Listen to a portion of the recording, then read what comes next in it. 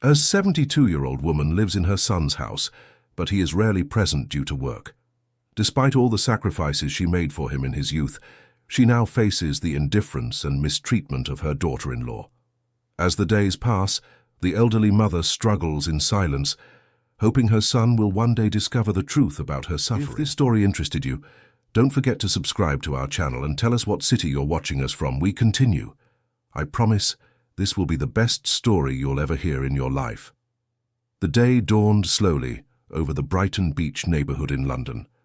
The first rays of sun pierced through the curtains of the 10th floor apartment, but for Mrs. Helen, 72 years old, the morning always began the same way.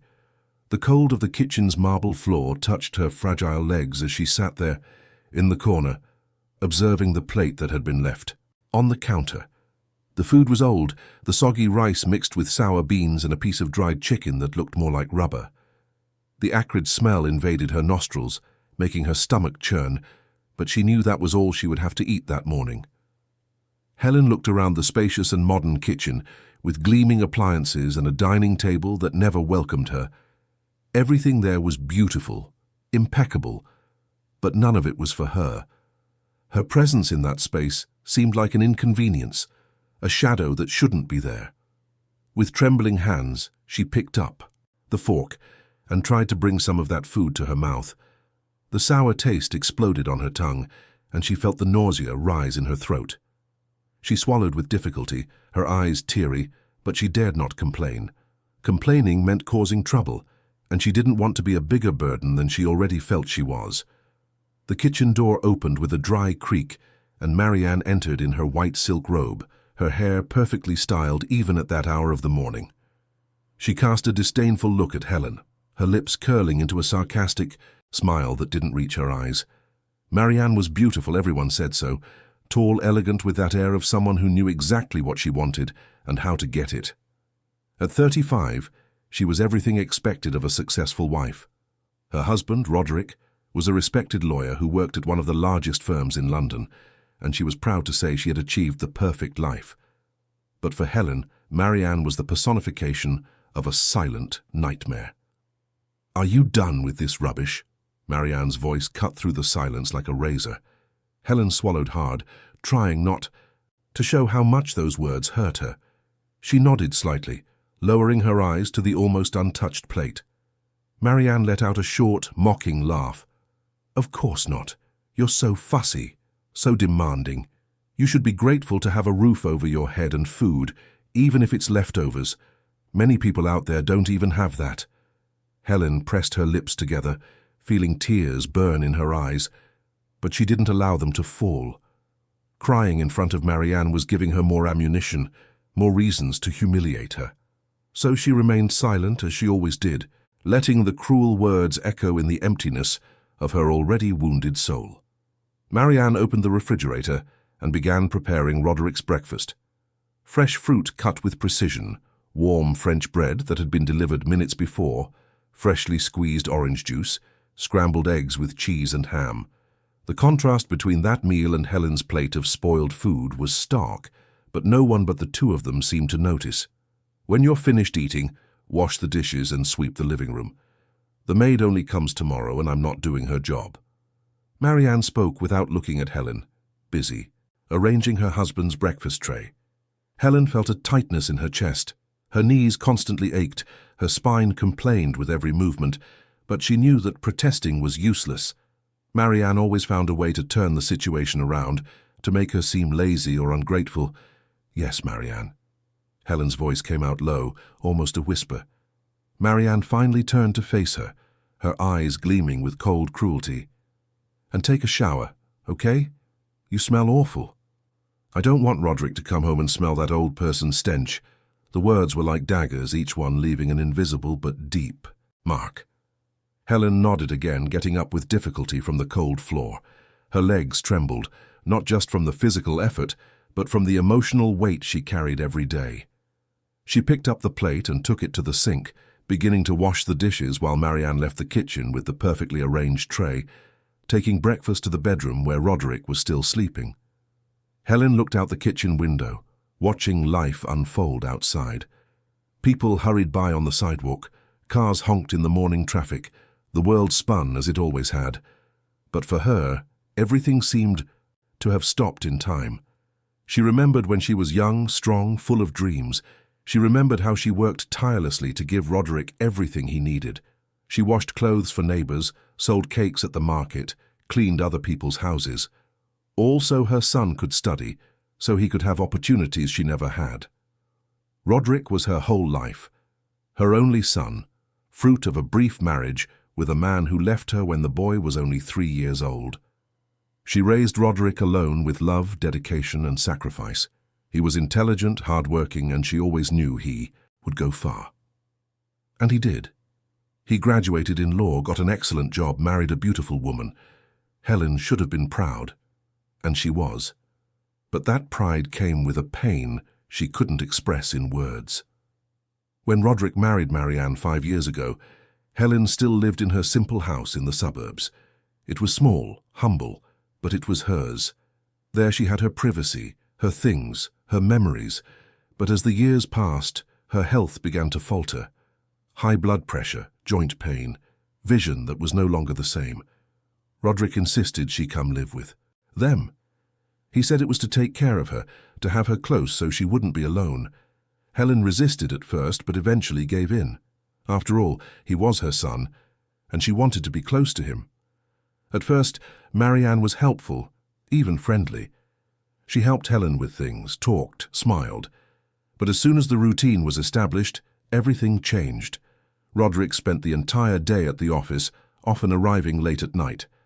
On weekends, there were business dinners, social events, commitments that couldn't be postponed, and Helen was left alone with Marianne.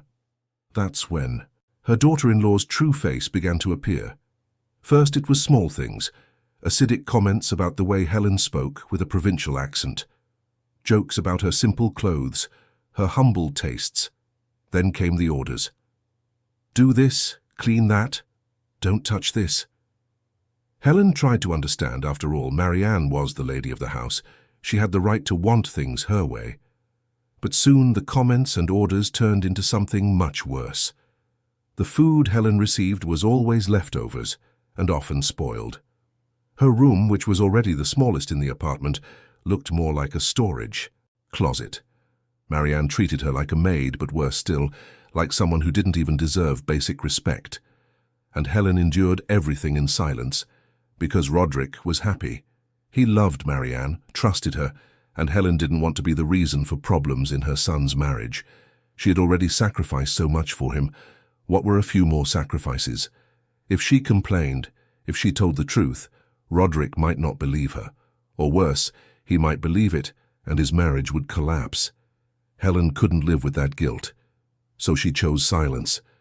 A silence that consumed her, from within, that made her cry hidden in her cramped little room, that made her question if all that suffering was worth it. But whenever she looked at Roderick, whenever she saw his smile, she convinced herself that yes, it was worth it. Her son deserved to be happy, even if his happiness cost her own. Helen finished washing the dishes and began sweeping the living room. Every movement was an effort. Her back complained. Her knees seemed about to give way. But she continued, because that was her reality now. When she finally finished, she dragged herself to the bathroom to take the shower Marianne had ordered. The warm water brought brief relief to her aching muscles, but it couldn't wash away the pain she felt inside. After her shower, Helen went to her tiny room. It was a minuscule space, with a single bed, an old wardrobe she had brought from her old house, and a bedside table where she kept her few precious things. Among them, a framed photograph of Roderick as a child.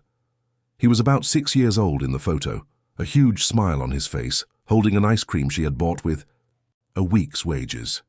It was one of Helen's most cherished memories, a portrait of a time when everything was simpler, when it was just her and her boy against the world. Helen picked up the photograph and held it against her chest, finally allowing herself to cry. Tears silently streamed down her wrinkled face, carrying with them all the pain, all the humiliation, all the despair she couldn't express. She wondered, not for the first time, how she had come to this, how the woman who raised a son alone, who worked herself to the bone, who gave everything she had become a prisoner in her own son's house. But even amidst the pain, Helen couldn't feel anger towards Roderick. He didn't know anything. Marianne was too skilled, too cunning. Whenever Roderick was present, she transformed into the perfect wife, attentive, affectionate. She prepared delicious dinners, wore beautiful clothes, smiled and made jokes. And Helen, out of fear and love for her son, played along, pretending everything was fine, that she was happy, that nothing was wrong. The day passed slowly like all the others. Helen stayed in her room most of the time, leaving only when necessary. The late afternoon, she heard the front door open. It was Roderick arriving home from work. Helen's heart tightened, as it always did when he arrived. It was a mixture of joy at seeing him and sadness at not being able to tell him the truth. She heard his voice in the living room, chatting animatedly with Marianne. He seemed tired but happy. Helen closed her eyes and offered a silent prayer, asking for strength to continue, to endure another day, another week, another month. Because as long as Roderick was happy, she would find a reason to go on, even if it meant living in the shadows, forgotten and mistreated. Night fell over London, and Helen remained in her tiny room, listening to the muffled sound of the television in the living room, to Roderick and Marianne's laughter. She was a stranger in her own life, an invisible figure who existed only to suffer in silence.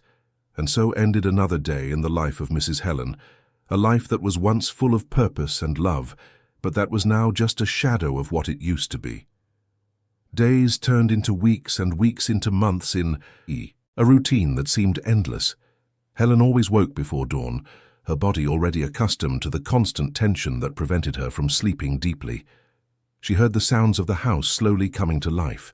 First, the alarm from Roderick and Marianne's bedroom, then the shower, hurried footsteps down the hallway. She waited in her room until she was sure Roderick had left for work before venturing out into the house.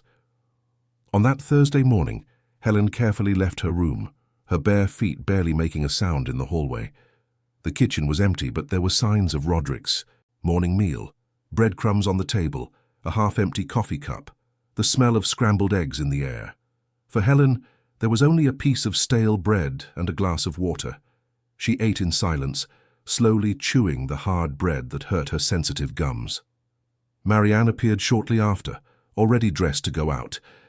She had a group of friends with whom she met regularly for expensive lunches and gossip sessions. Helen observed her from the corner of her eye, noting the elegant dress, the high heels, the designer bag Roderick had given her for her last birthday. Marianne was the image of perfection, at least on the outside. Inside, Helen knew there was something rotten, something cruel, that delighted in the suffering of others. "Today you're doing the laundry." Marianne spoke without looking at Helen, busy touching up her makeup in the hallway mirror. "And when you're done, iron all of Roderick's shirts. He has an important meeting tomorrow and needs to look impeccable." Helen nodded in silence. Even though her hands ached so much, she could barely hold heavy objects.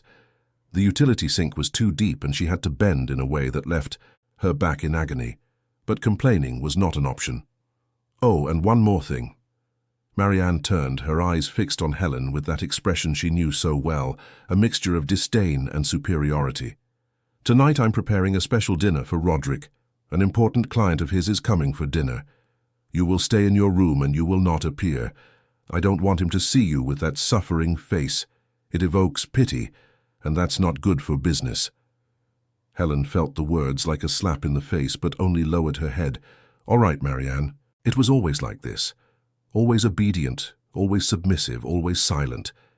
Marianne smiled with satisfaction and left the apartment, leaving a trail of expensive perfume and invisible poison. Helen stood there for a moment, feeling the weight of her invisible existence. She was no longer a person in that house. She was just a problem to be hidden, a shame to be kept away from others' eyes.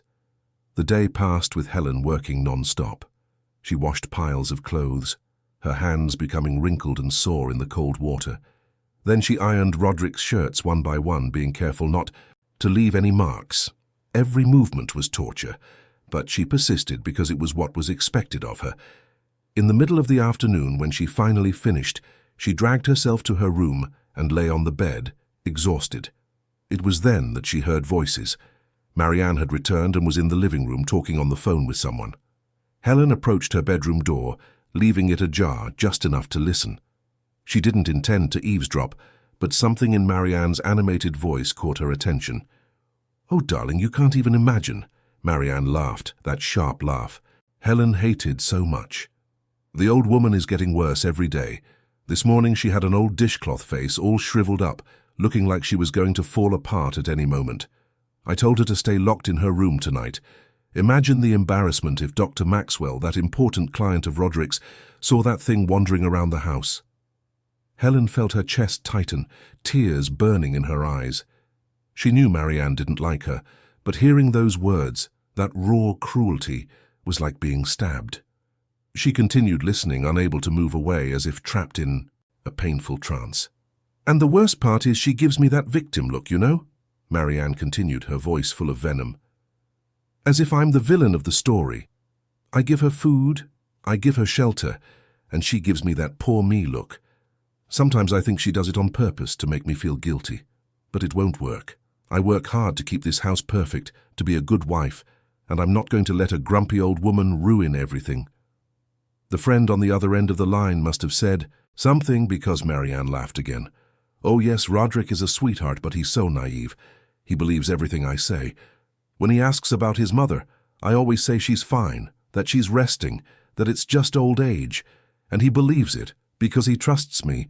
Men are so easy to manipulate when you know what to do." Helen felt nauseous. She moved away from the door and lay back on the bed, her body trembling. Marianne's words echoed in her mind, each one like a poison spreading through her veins. She felt more alone than ever, more invisible, more disposable. That's how Marianne saw her, as an old useless thing, a nuisance that needed to be hidden. The hours passed slowly. Helen stayed in her room as she had been ordered, listening to the sounds of the apartment. She heard Roderick arrive, heard Marianne greet him with exaggerated enthusiasm, heard the arrival of this Dr. Maxwell. The voices in the dining room were loud, animated, full of laughter and business talk. Helen imagined the lavish table, the delicious food Marianne had prepared, the expensive wine being served. And there she was, locked in her tiny room like a prisoner, with only a piece of stale bread and water for dinner. She picked up the photograph of Roderick as a child and held it against her chest. "Roderick, my son," she whispered to herself, tears now flowing freely. "What happened to us? When did everything go so wrong?" She remembered how he was when he was little, a sweet, affectionate boy who always came running into her arms when she got home from work. He called her Queen, said that when he grew up, he would buy a castle for her to live in. Helen smiled through her tears, remembering those simpler, happier days. But that sweet boy had grown up, had become a successful man, and along the way had drifted away from her, without even noticing. Or maybe he had noticed and chosen to ignore. Helen no longer knew. What she did know was that she was alone, completely alone, even though she was in her own son's house. The night progressed, and eventually dinner ended. Helen heard Dr. Maxwell's farewell, the sounds of Marianne clearing the dishes, the television being turned on in the living room. She remained in her room, not daring to leave. Only when silence finally took over the apartment, indicating that everyone had gone to sleep, did she allow herself to go to the bathroom and drink some water. In the dark hallway, Helen moved like a shadow. She passed the door to Roderick and Marianne's bedroom and paused for a moment, listening to the deep breaths of sleep coming from within. Her son was there, so close and yet so distant. She wanted to knock on the door, to wake him up, to tell him everything, to beg for help. But fear paralyzed her. What if he didn't believe her? What if Marianne managed to turn the situation around? What if she ended up being sent away to a place where she couldn't even see Roderick from afar? Helen continued walking to the kitchen. She opened the refrigerator, and the faint light illuminated her wrinkled, tired face. Inside was everything Marianne had prepared for dinner: juicy pieces of meat, fresh salads, elaborate desserts. Helen took only a glass of water and closed the refrigerator. She wouldn't dare touch that food. She knew Marianne would notice and punish her somehow. When she returned to her room, Helen lay on the bed and stared at the ceiling, her eyes wide open in the darkness. She thought about her life, about everything she had lived through, about all the sacrifices she had made. Had it been worth it? Did all that suffering have a purpose? She wanted to believe it did, but each day that passed made it harder to maintain that belief. Dawn arrived, bringing a new day, but for Helen it was just more of the same. She got up with difficulty, her body aching all over, and prepared to face another day of humiliations and silence.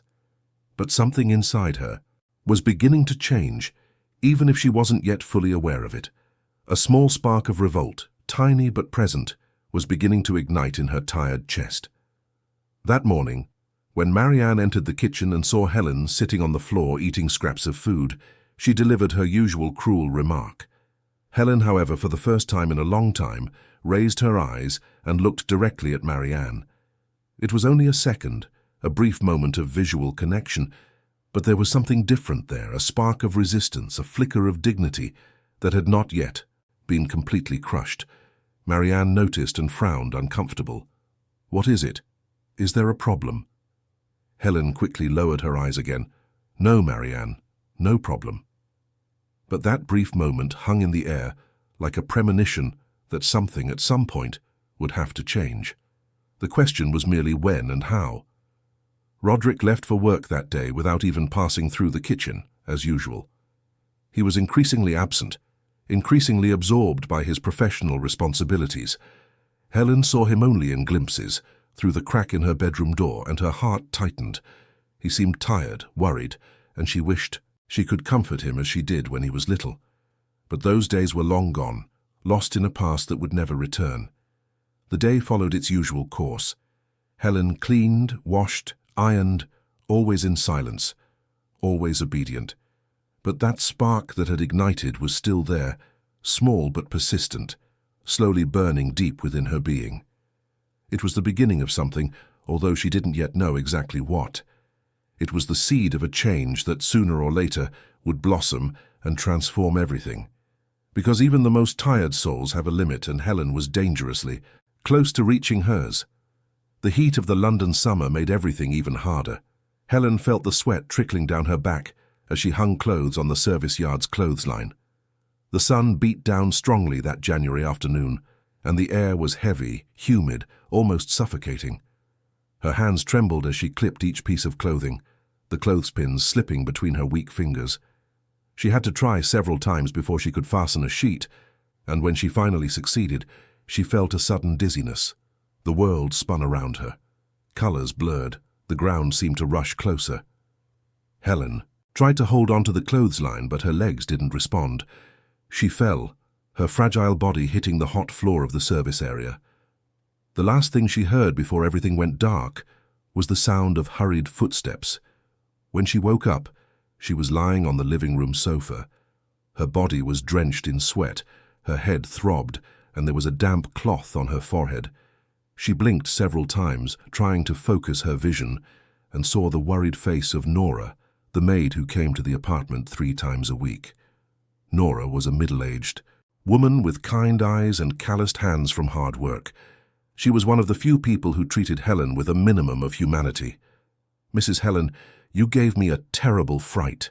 Nora held Helen's hand, her voice full of genuine concern. "You fainted outside in the heat. I brought you in here and wet your forehead. How are you feeling? Would you like me to call Dr. Roderick?" "No." Helen's answer was immediate, almost desperate. "No, please.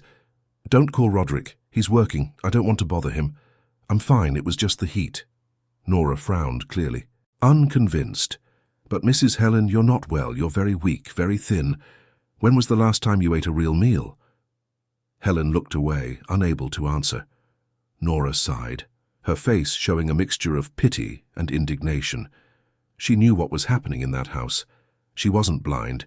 She saw how Marianne treated Helen, saw the stark differences between what was served to some and to others, saw the faded look in the old woman's eyes. But Nora needed that job. She had a family to support, and she couldn't afford to confront her boss. "I'll prepare some tea for you." Nora stood up and went to the kitchen. Helen lay on the sofa, staring at the ceiling, feeling the weight of her own weakness. She was becoming a burden, exactly what she feared most. Her body was giving up, and she had no strength to stop it. Nora returned with a cup of hot tea and some biscuits. "It's what I brought from home today. You need to eat something." Helen took the cup with trembling hands and took a sip. The warm liquid went down her throat, bringing a small comfort. She ate the biscuits slowly, each piece seeming to revive a little of her strength. "Mrs. Helen, you can't go on like this." Nora sat beside her, her voice low but firm. "I know it's none of my business, but this isn't right. You deserve to be treated with respect, with dignity. You are Dr. Roderick's mother. You raised him alone. You worked so hard for him, and now you're being treated worse than a stray dog." Tears began to stream down Helen's face.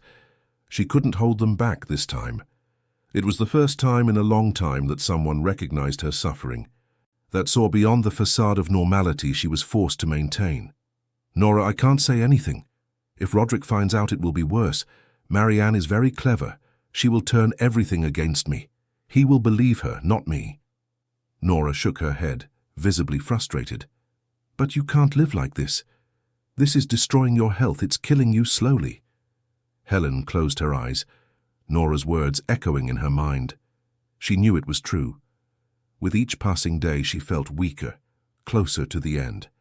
But what could she do? Where could she go? The conversation was interrupted by the sound of the front door opening. Marianne had returned from her lunch with friends.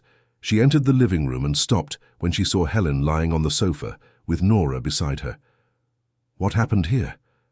Marianne's voice was cold, accusatory. Helen tried to get up, but Nora gently stopped her. "Mrs. Helen fainted in the yard, Mrs. Marianne. It was the heat. I brought her inside and gave her some tea. She was very weak." Marianne crossed her arms, her face a mask of false concern.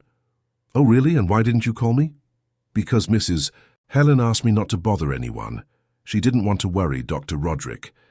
Marianne approached, looking Helen up and down with that expression she knew so well.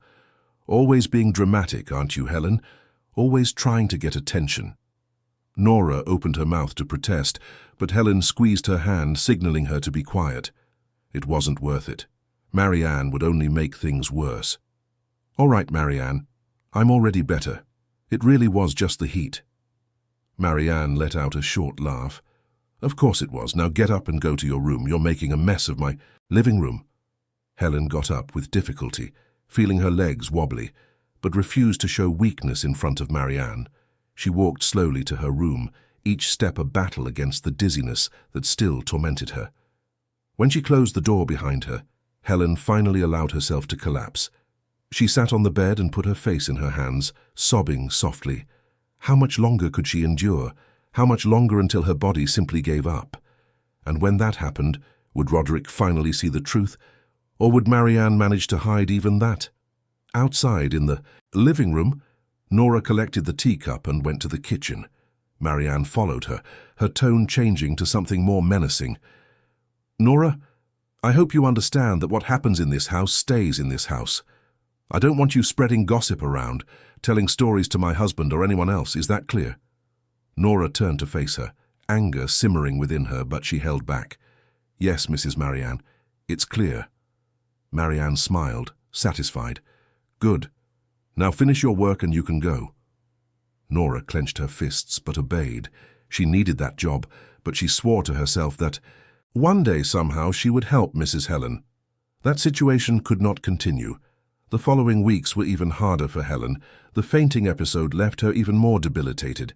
She tired easily, experienced frequent dizziness, and the insufficient and poor quality food she received did not help at all.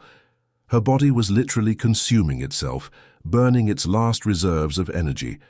Roderick, however, remained oblivious to everything. He arrived home late every night, exhausted from work, and barely had the energy to talk to his wife, let alone notice his mother's condition. The few times he saw Helen, it was only, in passing, a quick greeting before heading to his room or the office he had in the apartment. Marianne made sure these encounters were brief, always finding some excuse to draw Roderick away or to make Helen disappear. One night, Roderick arrived home earlier than usual. It was a Friday, and he had managed to leave the office before 8 in the evening, a rare occurrence. He entered the apartment carrying a bouquet of flowers for Marianne a gesture that had become routine. Marianne greeted him with a kiss and that rehearsed smile, taking the flowers and going to place them in a vase.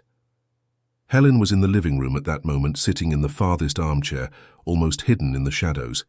She had left her room to get water, but when she heard Roderick arrive, she froze, unsure whether to go back or stay.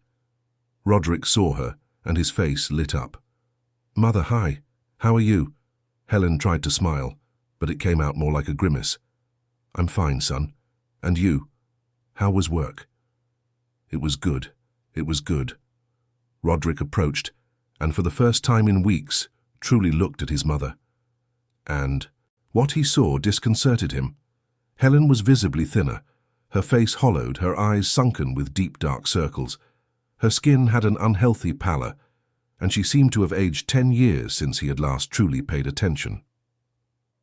"Mother, are you well? You look very thin." Helen felt her heart race. It was the opportunity she had subconsciously been waiting for. Roderick was finally seeing, finally noticing. But before she could answer, Marianne appeared, strategically placing herself between them. "Oh, Roderick, your mother is perfectly fine. It's just her age, you know how it is. She's been eating less, but that's normal. Older people have less appetite." Roderick frowned. "But she looks very different. Mother, are you eating properly?" Helen looked at Marianne, saw the silent warning in those cold eyes, and felt fear take over. If she told the truth now, what would happen?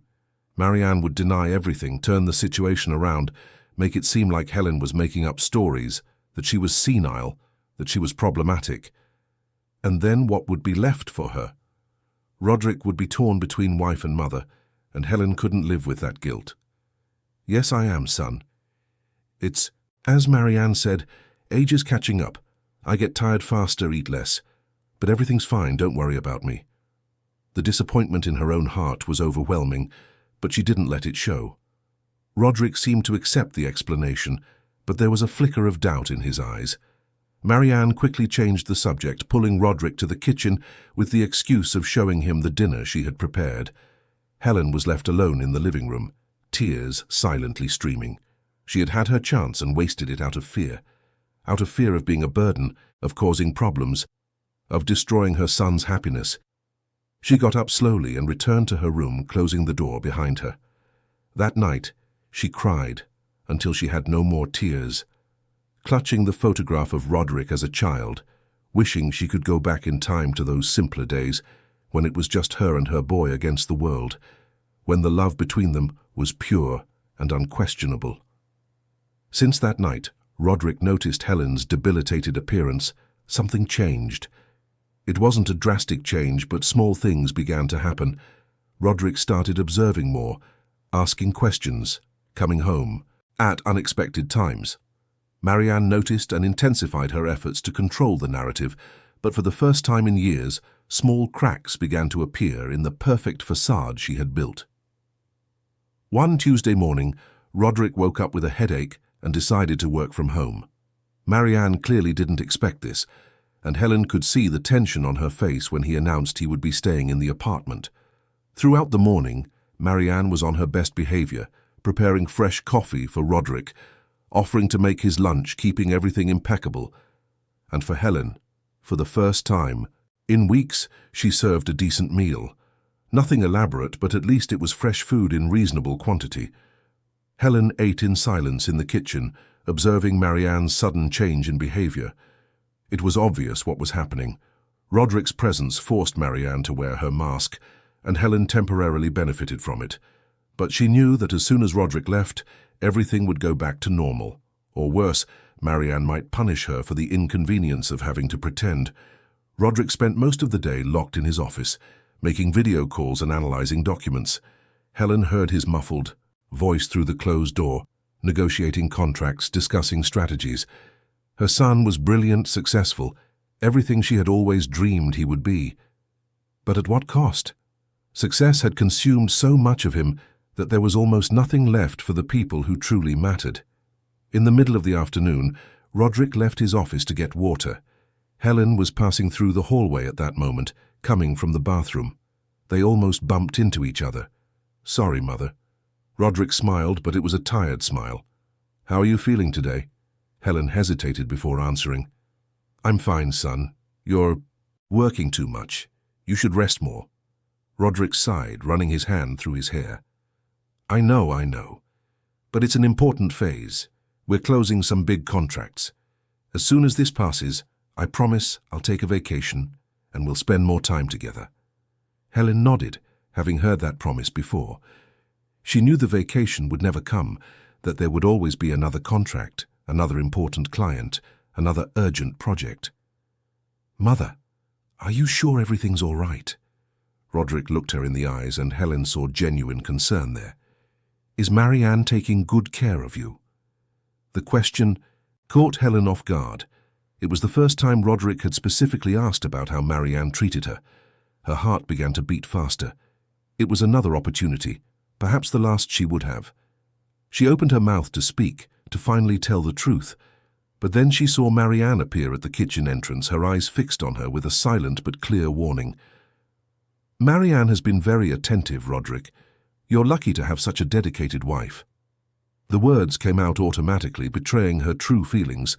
Roderick seemed satisfied with the answer. "Good to hear that. Mother, I know it's not easy for both of you living together, but I'm glad it's working out." Marianne approached, wrapping her arm around Roderick's. "Your mother-in-law is a dear, darling. We get along very well." The smile on her face was perfect, but Helen saw the coldness behind it. Roderick kissed Marianne's forehead and returned to his office. As soon as the door closed, Marianne's smile instantly vanished. She approached Helen, her voice low and menacing. "You were very clever not to say anything. Keep it up and things don't have to get worse." Helen lowered her head, feeling the familiar sense of defeat. She had failed again, wasted another chance. She returned to her room and lay down, her body aching, her heart even more so. How much longer could she maintain this facade? How much longer until there was nothing left of her? That night, Roderick went out for a business dinner. Helen overheard the argument between him and Marianne before he left. Marianne wanted to go along, but Roderick said it was a men-only dinner, that she would be bored. Marianne insisted, but Roderick was firm. It was rare to see him contradict his wife, and Helen noticed how much it annoyed Marianne. After Roderick left, Marianne's true behavior returned in full force. She entered Helen's room without knocking, something she never did when Roderick was home. "Get up. The kitchen is a mess, and you're going to clean it." Helen looked at the clock. It was almost 9 in the evening, and she barely had the strength to stand, but she knew that protesting was useless. She dragged herself to the kitchen and found a pile of dirty dishes and pans. Marianne had prepared an elaborate dinner before Roderick left, and now Helen would have to clean everything. Her hands trembled as she washed the dishes, the hot water burning her sensitive skin. With each dish she washed, she felt her strength diminish a little more. Marianne watched for a few minutes, then went to the living room to watch television, leaving Helen alone with her task. It took Helen almost 2 hours to finish, and when she finally did, she could barely stand. She dragged herself to her room and collapsed onto the bed, too exhausted even to change her clothes. That's how Roderick found her when he returned from dinner, around midnight. He passed through the hallway and saw Helen's bedroom door ajar. Something made him stop and look inside. What he saw disturbed him. His mother was lying on the bed, still dressed, in an uncomfortable position, as if she had simply collapsed there. He entered the room silently and covered her with a blanket. It was then that he noticed Helen's hands. They were red, with cracked and irritated skin, like the hands of someone who had worked hard with soap and water. Roderick frowned. Why would his mother's hands be in that condition? He left the room and went to the kitchen. Everything was clean and organized, much more so than it usually was. He knew Marianne hadn't cleaned it. She never did. The maid only came in the morning. So who had done all that cleaning? The answer was obvious, but he didn't want to believe it. Roderick went to his bedroom where Marianne was already asleep, or pretending to be asleep. He lay down beside her, but couldn't fall asleep. His mind was full of questions, of doubts he had ignored for too long. The next day he made a decision. He would start paying more attention. He would come home earlier without warning. He would find out what was really happening. The following days were tense. Roderick began to appear at home at random times, always with some excuse that he had forgotten something or that a meeting had been cancelled. Each time this happened, he observed. He observed how Marianne instantly changed her behavior in his presence. He observed how his mother always seemed scared, always with her head down. He observed the small things that didn't make sense. On a Thursday, Roderick arrived home in the middle of the afternoon and found Helen sweeping the living room floor. She was startled to see him, almost dropping the broom. "Mother, what are you doing? Where is the maid?" Helen shifted her weight, nervous. "Nora only comes tomorrow. I was just helping out a bit." Roderick approached, taking the broom from her hands. "You shouldn't be doing this kind of work. Your hands are injured. What happened?" Helen quickly pulled her hands back, hiding them behind her back. "It's nothing, son. Just a little dryness." Roderick wasn't convinced, but before he could press further, Marianne appeared. "Darling, what a nice surprise. I thought you wouldn't be home until tonight." Her voice was sweet as honey, but Roderick noticed the tension behind it. "I had a meeting cancelled. I decided to come home and work a bit. Mother, please go rest. Marianne and I talked about getting someone to do these tasks." Helen nodded quickly and practically fled to her room. Roderick watched her go, noticing how fragile, almost translucent she seemed. Then he turned to Marianne. "We need to talk." His voice was serious, and Marianne felt a chill down her spine, but she was good at maintaining her composure. "Of course, darling. About what?" "About my mother. She's not well, Marianne. She's getting weaker, thinner every day, and now I see she's doing heavy chores around the house. What's going on?" Marianne forced a worried smile. "Roderick, your mother is stubborn. I always tell her to rest, not to worry about these things, but you know how she is. She insists on helping even when I ask her not to. As for the weight loss, I have offered her food, but she eats very little. She says she has no appetite. Perhaps we should take her to the doctor." Roderick considered Marianne's words. They made sense, at least on the surface. His mother had always been proud, always liked to feel useful, but something inside him told him there was more to this story. "Perhaps we should indeed. I'll schedule a full checkup for her." Marianne agreed readily, but inwardly she was in a panic. A doctor could discover signs of malnutrition, of mistreatment. She needed to find a way to prevent this, or at least to control the narrative. That night, after Roderick went to sleep, Marianne went to Helen's room. She didn't knock, she just entered. Helen was sitting on the bed looking at the photograph of Roderick. "Listen carefully, old woman." Marianne spoke softly but with venom. "Roderick is taking you to the doctor. When you're there, you'll say everything is fine, that it's just old age, that you have no appetite of your own accord. If you say anything else, if you try to incriminate me, I will make you regret it. I'll say you're senile, that you make up stories, that you're problematic. And Roderick will believe me, not you. Understood?" Helen nodded, tears silently streaming. Marianne left the room with a satisfied smile, but she didn't see what happened next. Helen, for the first time, didn't just passively accept. She took a paper and a pen she kept in her bedside table drawer and began to write. She wrote down everything that had happened in recent months, every humiliation, every cruelty, every moment of despair. She didn't yet know what she would do with it, but something inside her, that spark of resistance that had begun to ignite, told her she needed to document, she needed to have proof, because perhaps, just perhaps, the day would come when she would have the courage to show it to her son. The medical appointment was scheduled for the following Monday. Roderick had managed to book an appointment with a renowned general practitioner known for being thorough and attentive. During the days leading up to the appointment, Helen lived in a constant state of anxiety. On one hand, there was the hope that the doctor might notice something, might ask the right questions. On the other, there was the fear of Marianne's threats, which were repeated daily in venomous whispers whenever Roderick wasn't around. On Saturday morning, Nora came to work and immediately noticed something was different.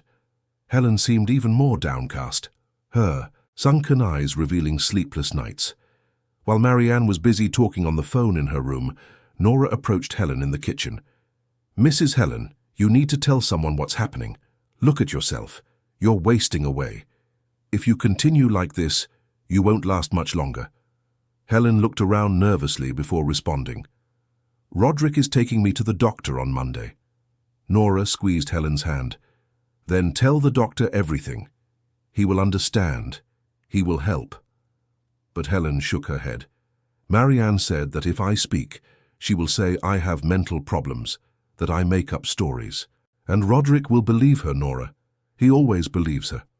Nora felt frustration grow within her. She looked at that frail woman who had once been strong and full of life, now reduced to a shadow of herself. "Mrs. Helen, you have to have faith. Dr. Roderick is a good man. He loves you. If he knows the truth, he will believe it." But Helen was not convinced.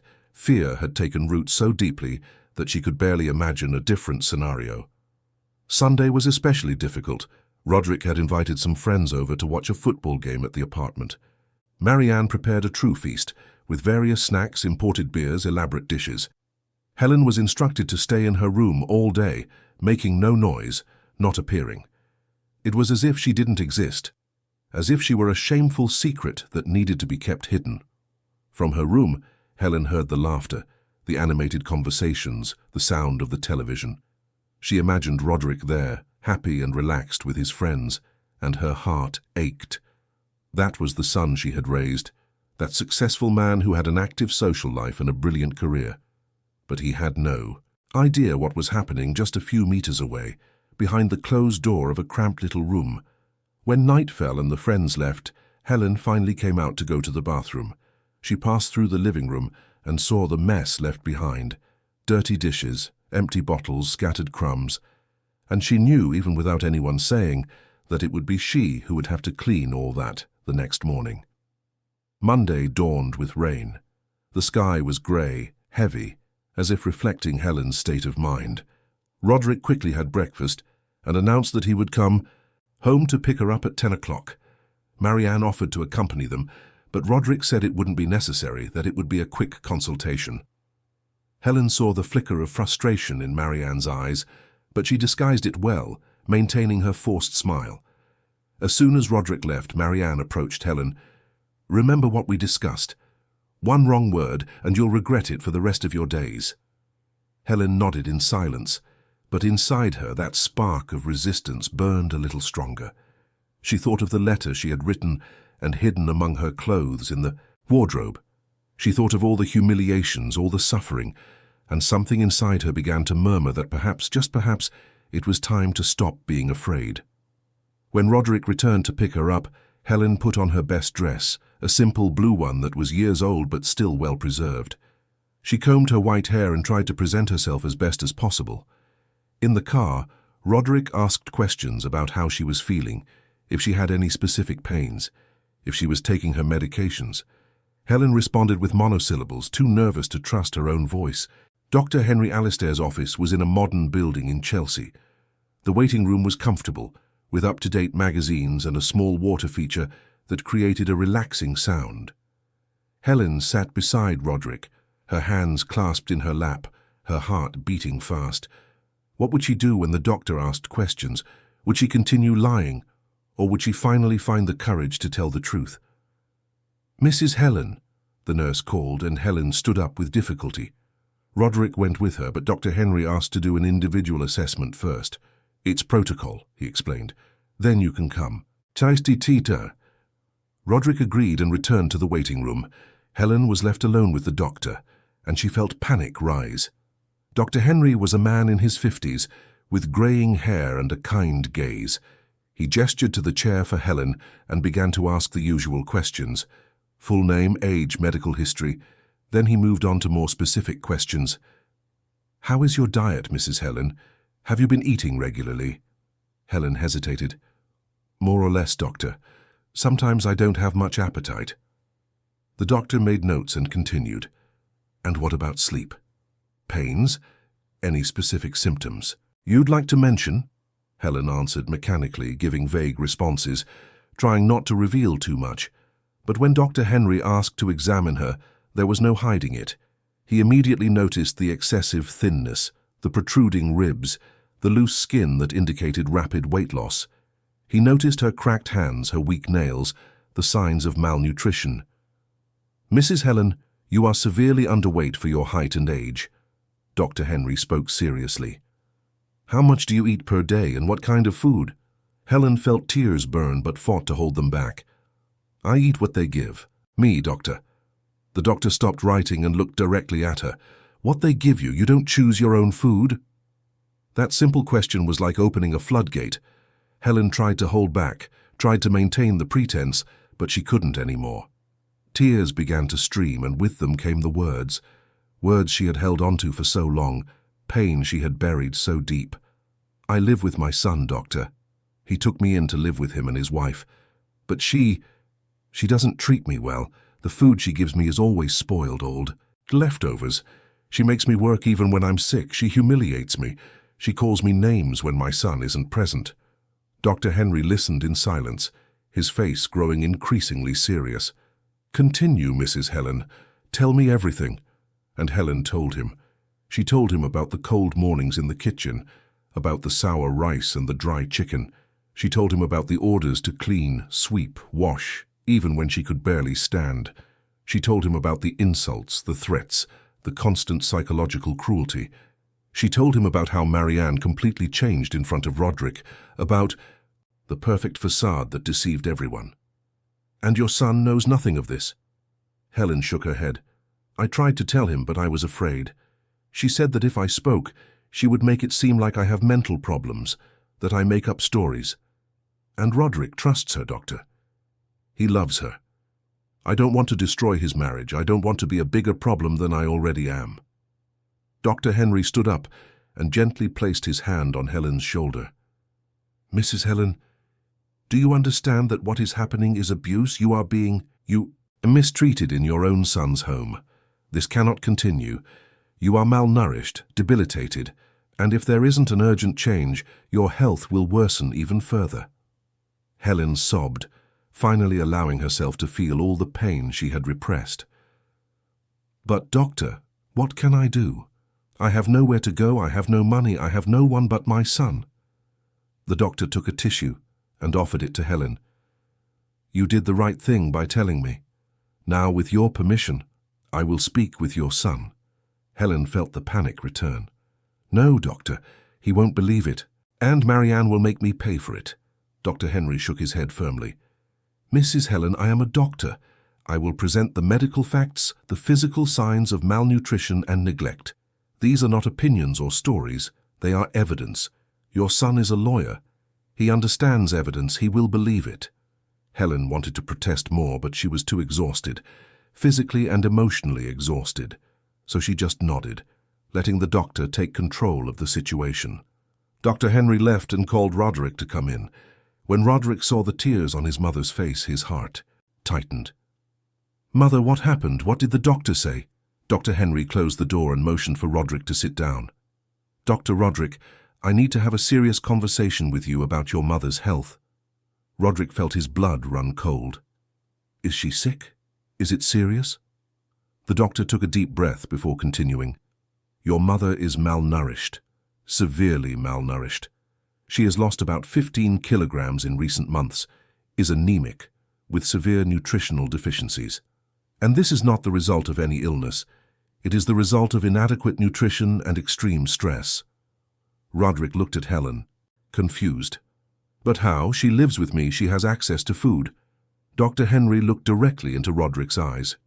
Your mother told me what has been happening in your home, Dr. Roderick, and as a doctor, I am obliged to inform you that what she described constitutes abuse and neglect. Roderick felt as if the ground had opened beneath his feet. Abuse? What are you talking about? The doctor proceeded to explain with clinical details what Helen had told him. He spoke about the spoiled food, about the forced labor despite her weakness, about the constant humiliation. With each word, Roderick felt as if he were being struck. His mind refused to accept it, but at the same time, small details he had noticed but ignored began to make sense.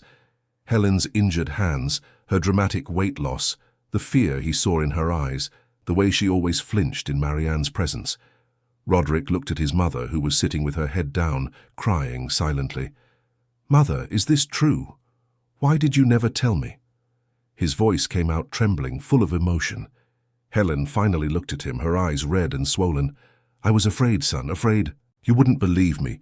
Afraid of destroying your marriage, afraid of being a bigger burden than I already am. I just wanted you to be happy, even if it meant my suffering." Roderick felt tears well up in his own eyes. He knelt in front of his mother and held her fragile hands. "Mother, you never were and never will be a burden. You are my mother. You sacrificed everything for me. You gave me everything you had. How could I have been so blind? How did I not see what was happening right under my nose?" Dr. Henry gave them a moment before continuing. "Dr. Roderick, your mother needs immediate care. I will prescribe nutritional supplements and a specific recovery diet. But more importantly, she needs to be in a safe environment where she is not mistreated or neglected." Roderick nodded, his face hardened with determination. "Understood, doctor. Leave it to me. This will be resolved. Today." They left the office in silence. In the car, Roderick held Helen's hand. "Forgive me, Mother. Forgive me for letting this happen, for not seeing, for not protecting you." Helen squeezed her son's hand, and for the first time in a long time she felt something she had forgotten. Hope. "My son, it's not your fault. You didn't know." "But now you know," and Roderick replied, his voice full of contained emotion. "And now I will fix everything. I promise." The drive back home was tense. Roderick drove in silence, his fingers tight on the steering wheel, his jaw clenched. His mind seethed with a mixture of anger, guilt, and sadness. How had he been so negligent? How had he trusted Marianne so much that he completely ignored his own mother's suffering? Helen was in the passenger seat, looking out the window, her heart tight with the confrontation she knew was about to happen. When they arrived at the building, Roderick helped Helen out of the car with a gentleness she hadn't experienced in months. In the elevator, he held her hand, and Helen felt a wave of emotion. It was as if her son had returned to her, as if that affectionate boy she had raised was back. As they entered the apartment, Marianne was in the living room, dressed as usual, scrolling on her phone. She looked up and smiled. "And so, how was the appointment?" Her tone was casual, carefree, but Helen saw the hidden tension behind that smile. Roderick closed the door and turned to face her. "Marianne, we need to talk. Now." Something in Roderick's tone made Marianne's smile falter. "Of course, darling. About what?" She tried to maintain her composure, but her eyes quickly darted between Roderick and Helen, trying to assess the situation. Roderick gestured to the sofa. "Sit down. Helen, you too." The three people sat down, the tension in the air so thick it seemed suffocating. Roderick took a deep breath before beginning. "The doctor informed me that my mother is severely malnourished. She has lost 15 kilograms in recent months and shows clear signs of neglect and mistreatment." Marianne's face paled, but she quickly recomposed her expression. "Roderick, I don't understand. Your mother always had food available. If she's losing weight, it's because she doesn't want to eat. I always offer, but she refuses." Helen felt the familiar wave of fear, but Roderick squeezed her hand, giving her courage. "Marianne, my mother told me everything. The doctor told me everything. About the spoiled food you give her, about how you force her to do heavy work even when she's weak, about the constant humiliations." Marianne stood up abruptly, her voice rising. "This is absurd. Roderick, you're going to believe her instead of me, your wife, after everything we've built together?" Roderick also stood up, anger beginning to overflow. "Don't interrupt me. I trusted you. I left my mother in your care and you treated her worse than an animal. You humiliated her, mistreated her, starved her in my own home." Marianne tried a different approach, tears appearing in her eyes. "Roderick, you're confused. Your mother, with all due respect, is getting old. Sometimes elderly people get confused, make things up. She might have some memory problems." It was exactly what Helen had predicted.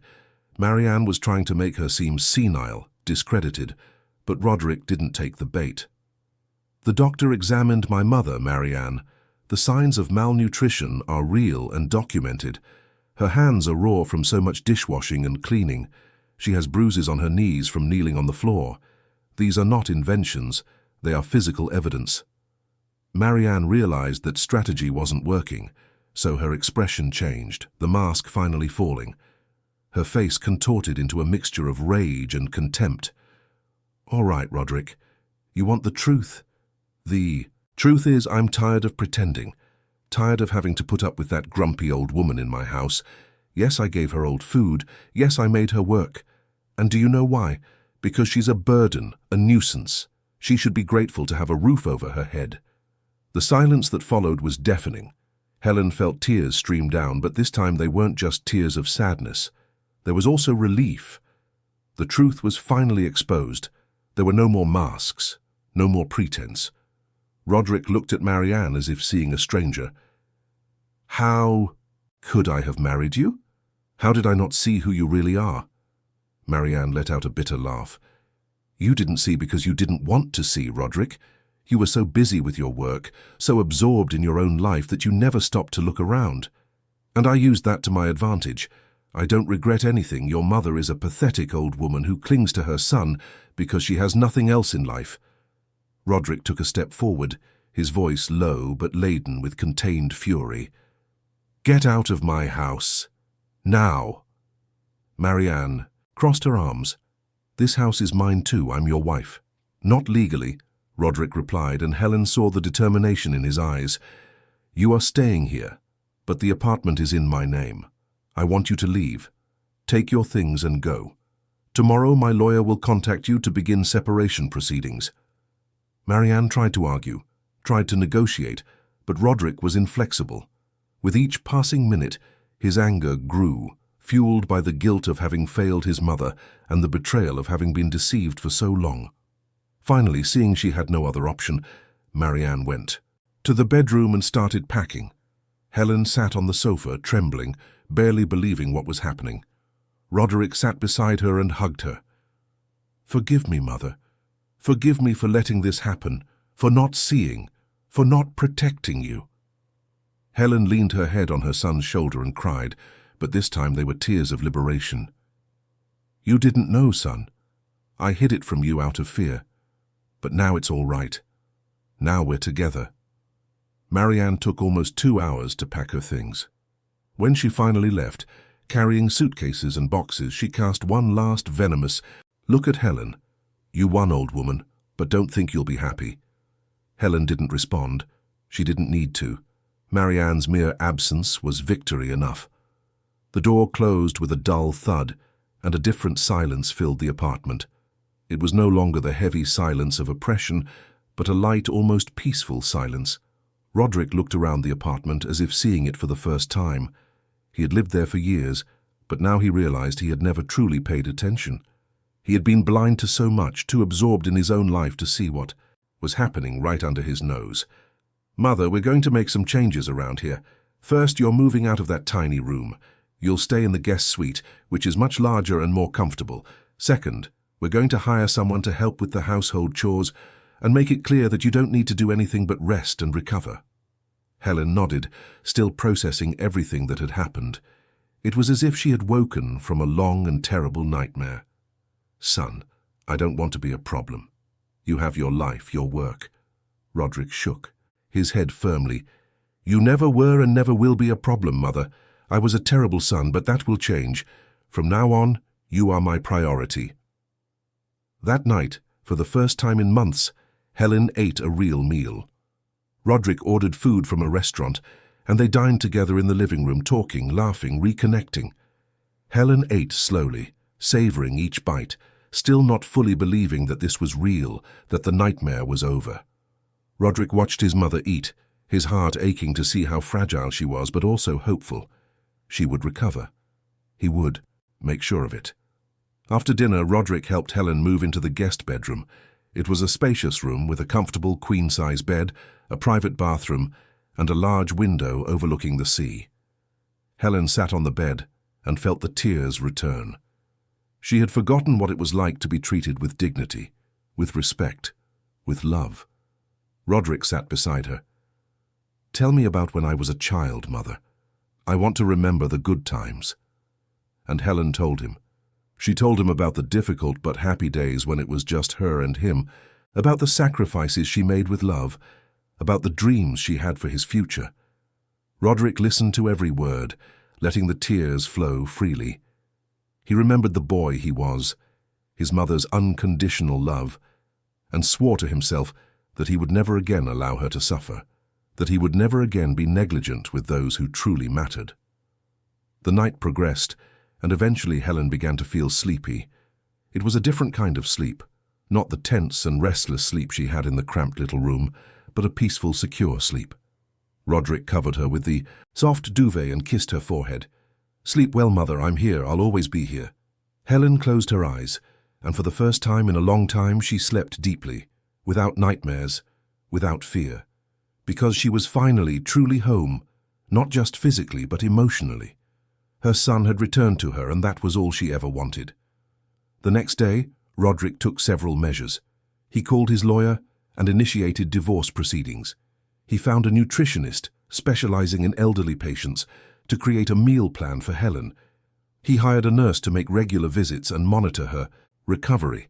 And more importantly, he reorganized his work schedule to spend more time at home, to be present, to make up for all the lost time. Nora, when she came to work on Wednesday, could hardly believe the transformation. She found Helen sitting at the kitchen table eating a real breakfast: fresh fruit, warm bread, scrambled eggs, natural juice. Helen's face, though still thin and marked by recent suffering, had a different glow. There was hope there. There was life. "Mrs. Helen, are you well? What happened? Where is Mrs. Marianne?" Helen smiled, a genuine smile Nora hadn't seen in months. "Roderick found out everything, Nora, everything. Marianne is gone, and now it's just me and my son." Nora felt tears of joy fill her eyes. She hugged Helen carefully, aware of how fragile she still was. "Thank God, Mrs. Helen, thank God. You deserve all the happiness in the world." The following weeks were of slow but steady recovery. Helen religiously followed the diet prescribed by the nutritionist, took the supplements recommended by the doctor, and gradually began to gain weight. Her hands healed, her strength slowly returned, and the sparkle in her eyes intensified day after day. Roderick was always present, making sure she had everything she needed, talking with her every night, reconnecting with the mother he had neglected for so long. A month after that crucial day at the doctor's office, Helen woke up and looked at herself in the mirror. She was still thin, still bore the marks of suffering, but there was something different. There was dignity there. There was strength. There was hope. She had survived the worst and come out the other side, not unscathed, but alive. And more importantly, loved. Her son had returned to her, not just physically, but emotionally. And that, Helen knew, was worth all the suffering she had endured, because a mother's love for her child is unconditional, and when that love is finally recognized and reciprocated, there is no more powerful cure in the world. 3 months had passed since that transformative day at Dr. Henry's office. The apartment in Brighton Beach had changed completely, not just physically, but in its essence. The walls that once seemed silent witnesses to suffering now echoed with laughter and warm conversations. Helen had gained 8 of the 15 kilograms she had lost. Her face had regained its freshness, and her eyes sparkled with a vitality many thought was lost forever. That Saturday morning, Helen woke up to the smell of fresh coffee and griddled bread coming from the kitchen. She smiled, stretched in the comfortable bed, and slowly got up, still respecting the limits of her recovering body. She put on the soft robe Roderick had bought for her and went to the kitchen, where she found her son preparing breakfast. "Good morning, Mother. Did you sleep well?" Roderick turned with a wide smile on his face, his eyes full of genuine affection. "I slept wonderfully, son." Helen sat at the kitchen table, the same table where she once sat on the cold floor eating spoiled leftovers. Now, however, the table was set with a linen tablecloth, beautiful plates, and a variety of fresh and tasty foods. Roderick poured coffee for both of them and sat beside his mother. "Today is a special day, Mother. I have a surprise for you." Helen looked curious. "A surprise? What kind of surprise?" Roderick smiled mysteriously. "You'll see after breakfast." They ate together, talking about their plans for the day, about the news they had seen in the newspaper, about small everyday details that had once gone unnoticed. It was a simple scene, ordinary for most people, but for Helen it was extraordinary. Every peaceful moment beside her son was a gift she would never again take for granted. After breakfast, Roderick led Helen to the living room. On the coffee table was a folder of documents and a box wrapped in colourful paper. Helen looked interrogatively at her son. "What is this?" Roderick took a deep breath, clearly emotional. "Mother, during these last few months I've done a lot of reflection. About my life, about my priorities, about what truly matters. And I realized that I spent years chasing professional success, money, status, but I neglected what has always been most important. You, the love you always gave me unconditionally." Helen felt tears begin to form, but Roderick continued. "So I made some decisions. First, he opened the folder and showed the documents. I resigned from the firm where I worked. That place consumed me, kept me away from home 16 hours a day, kept me away from the people I love." Helen's eyes widened. "Son, you didn't have to do that. Your job is important." Roderick shook his head. "My job was important, but not more important than you. Don't worry, I already have a new job. I'm going to work as a legal consultant with flexible hours, working mostly from home. I'll earn less, but I'll have time. Time to spend with you. Time to truly live." Helen covered her mouth with her hands, tears now flowing freely. Roderick picked up the wrapped box and handed it to her. "And this is for you. Open it." With trembling hands, Helen unwrapped the gift. Inside was a new photo album with a beautifully crafted leather cover. She opened it and saw that Roderick had gathered all their old photos together. Helen young, working hard but always smiling beside her little son. Roderick as a child, hugging his mother in every image. Photos of simple but loving birthdays, modest but happy Christmases. Ordinary moments that were extraordinary because of the connection between mother and son. On the last page of the album, there was a recent photo Roderick had taken the previous week. Helen was sitting on the apartment balcony, looking out at the sea, a serene smile on her face. And next to the photo, Roderick had written a letter. Helen read it with a tight heart, each word penetrating deep into her soul. "Dearest Mother, this letter is a plea for forgiveness and a promise.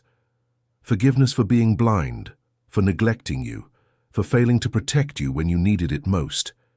You sacrificed everything for me, worked yourself to exhaustion to give me opportunities, loved me unconditionally even when I didn't deserve it. And I returned that love with negligence and blindness. But I promise that will never happen again.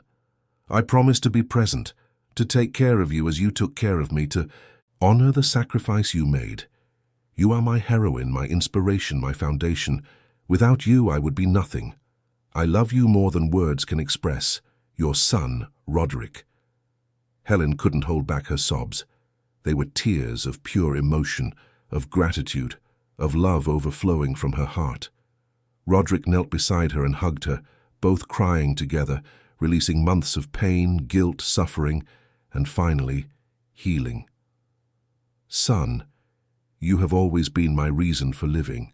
Everything I went through was worth it because it brought you here to this moment. I forgive you not because you need forgiveness, but because my love for you never had conditions. And now we are together, and that's all that matters." They remained embraced for long minutes, mother and son, reconnected in a deeper way than they had ever been. When they finally separated, Roderick had a special sparkle in his eyes. "And there's one more thing, Mother. Remember your little house in the suburbs, the one you sold when you came to live here?" Helen nodded. How could she forget? It was small, humble, but it was mine. Roderick smiled. "I managed to locate it. The current owners are willing to sell, and I want to buy it back for you. Not for you to live there, but to have as a refuge, as a place that is completely yours. Or we can renovate it and rent it out, and you use the income as you wish. What do you think?" Helen was speechless. The idea of having that little house back, that piece of her history, was too emotional to process.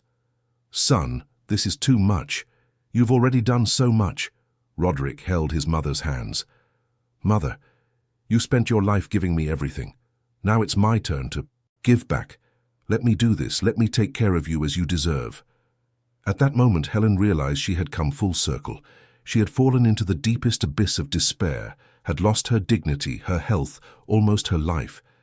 But she had survived, and not just survived, but emerged on the other side, stronger, more appreciated, more loved.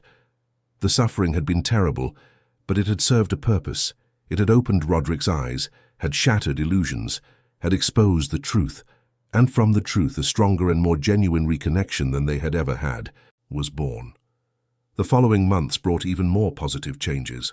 Roderick started his new job and was home most of the time, working from his office but always available to talk, to have lunch together, to simply be present.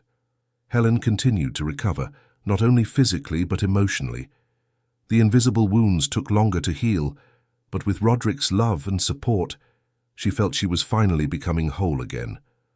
Nora continued working in the apartment, but now the dynamic was completely different. She and Helen had become true friends, united by their shared experience. Many afternoons they spent talking in the kitchen, drinking coffee, laughing at stories from the past. Helen also started going out more, rediscovering the pleasure of walking along the Brighton Beach promenade, sunbathing, simply being alive and free. Roderick's divorce proceedings were finalized without major complications. Marianne tried to claim alimony and a share of the assets, but when the lawyers presented medical evidence of the abuse, including Dr. Henry's detailed report, she quickly backed down, accepting a minimum settlement just to close the matter. Roderick never heard from her again, and honestly, he didn't miss her at all. He had learned a valuable lesson about appearances being deceiving, about the importance of paying attention, about seeing beyond the masks people wear. A year after that crucial day at the doctor's office, Helen was completely recovered. She had returned to a healthy weight. Her white hair gleamed, her hands no longer trembled. But more importantly, her smile was genuine. Her eyes sparkled with true joy, and she had finally regained her dignity and her place of honor in her son's life. One Sunday afternoon, mother and son were sitting on the apartment balcony, watching the sunset over the sea. Helen held Roderick's hand, both in comfortable silence, simply enjoying each other's company. "Mother," Roderick broke the silence, "thank you for never giving up on me. Even when I didn't deserve it, even when I terribly failed you, you never stopped loving me." Helen squeezed her son's hand. "Son, a mother's love has no conditions. I would love you even in my worst moments, even when I felt I was losing everything. Because you are a part of me. You are my greatest achievement, my reason for existing. And now, seeing you here beside me, seeing the wonderful man you have become not only professionally, but as a human being, I know it was all worth it." Roderick felt tears in his eyes, but they were tears of gratitude, not sadness. He had learned so much that year. He had learned about priorities, about true love, about the value of being present. He had learned that success is not measured only in professional achievements or social status, but in meaningful relationships, in shared moments, in love demonstrated through actions, not just words.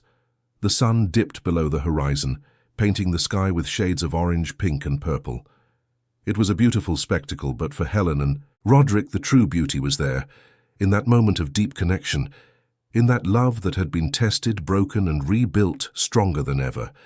They had weathered the storm and emerged on the other side, not unscathed, but more united, more aware of each other's value, more grateful for every moment together. This is the story of Helen and Roderick, a story of suffering and redemption, of failures and forgiveness, of love that persists even in the darkest circumstances. It is a reminder that it is never too late to correct our mistakes, to open our eyes, to put the people who truly matter first.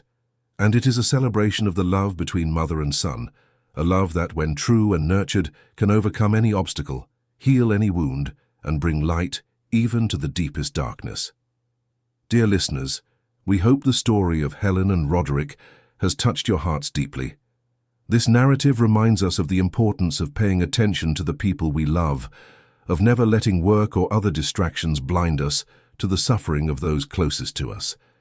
If this story resonated with you, we invite you to subscribe to our channel to receive daily stories that explore the complexity of human relationships, that celebrate love, forgiveness, and the resilience of the human spirit. Leave your like so we can continue bringing content that moves and makes you reflect. And in the comments, share your own experiences, your reflections on this story. Have you ever been in situations where you needed to open your eyes to something that was right in front of you but you couldn't see? Or perhaps you know someone who, like Helen, suffered in silence. Your stories matter, and we want to hear them. A special playlist with equally touching stories is available here on the left. Stories about family, love, overcoming adversity, and redemption.